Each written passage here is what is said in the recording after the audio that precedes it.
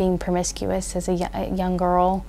Started, when I was about 13. I let boys do things to me, which led to a lot of self-hatred, condemnation, finding my worth, finding value, having a dignity, which then led me to having an abortion, which then just took it to out of control, just became out of control with those things, just kind of intensified them, and I acted out more immorally, more with bad behavior.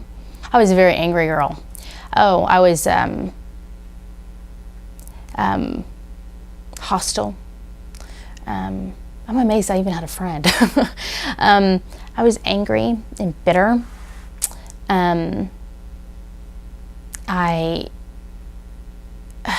Very judgmental.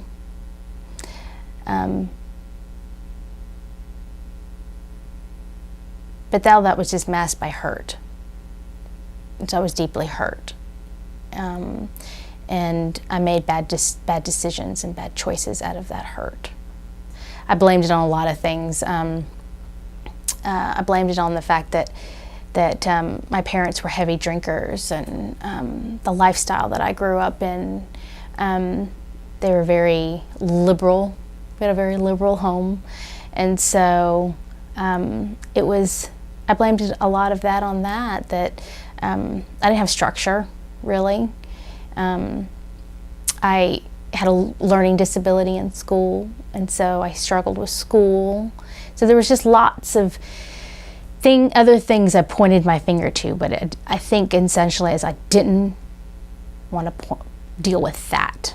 I just didn't want to deal with that. It took some time to really go there, because I felt that was unforgivable.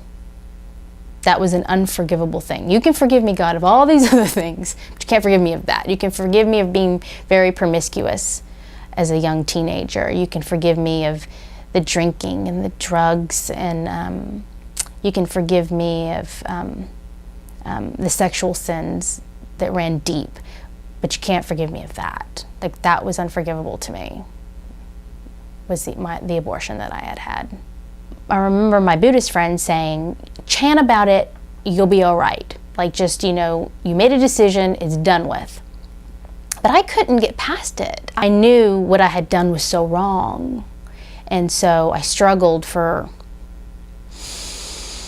20 years with just condemnation, self-hatred, self-loathing.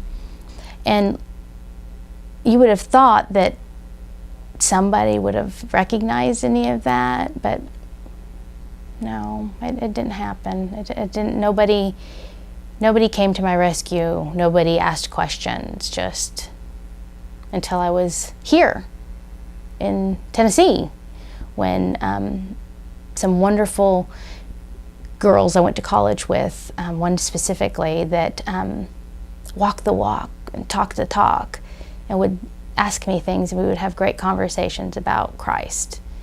And intrigued me that she had been through horrible things too, but she wasn't angry, and she wasn't making bad choices. I mean, even I was still making bad choices up until literally I got saved. I was still acting out of that hurt. It was amazing to me that I wanted what she had. Last summer, a girlfriend of mine at church introduced me to another friend who does post-abortive Bible studies at a pregnancy center. And God made it very clear, and he's kind of bossy sometimes, he made it very clear that I had to do this. I felt him so close, like it was almost as if sometimes I felt like there was a person there. It just felt so strong, a lot like when I first got saved. Anything I asked for happened. I asked for due on the page, and it was there. I spoke scriptures that I didn't even know that I didn't even know.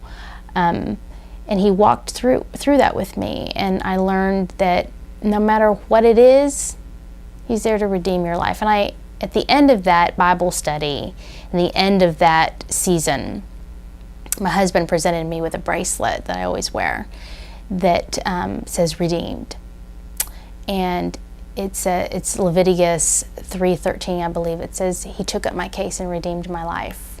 And I wear it every day. There's so much that He's had to clean up. He's had to, like a dad had to put me up on the counter and clean me up, because I was so covered with so much sin, variations of sin. But that one specifically was the one that I realized, oh, He's not only a loving God, but He's a God that redeems. How great the love of Jesus Christ.